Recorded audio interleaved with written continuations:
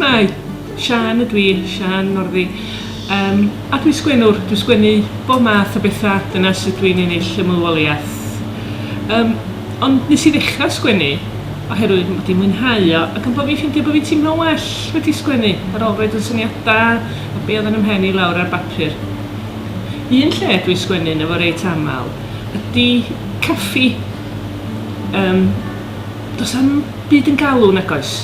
Does am plant, wel, ddim eich plant eich hun, does a ddim llestri eisiau golchi, does a ddim cath eisiau bwydo. A hefyd, weithiau, dwi'n teimlo chydig bach yn hynna'n ymwybodol yn eistedd ben yn hun mewn caffi, wrach bod fi'n aros am ffrind neu aros am banad. Felly, swn i'n gallu darllen nes fi ar y ffôn, ond weithiau neu dynnu llyfr nodiadau allan. Felly, dymch gweld chi heddiw i ymuno fo fi'n neud. Mae'n mryn bach o sgwennu. Nwch eisiau papur a beiro.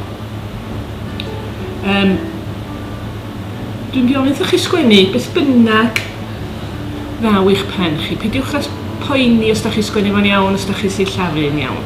Just daliwch ati sgwennu am 2 funud, llythrenol am 2 funud. Lle bod chi'n rhythu ar ddarn gwag o bapur, mi roi ddechrau brawddeg i chi. Lle dechreuwch efo'r geiriau, hwn oedd y tro cyntaf. Cariwch ymlaen o fanna. Chi barod?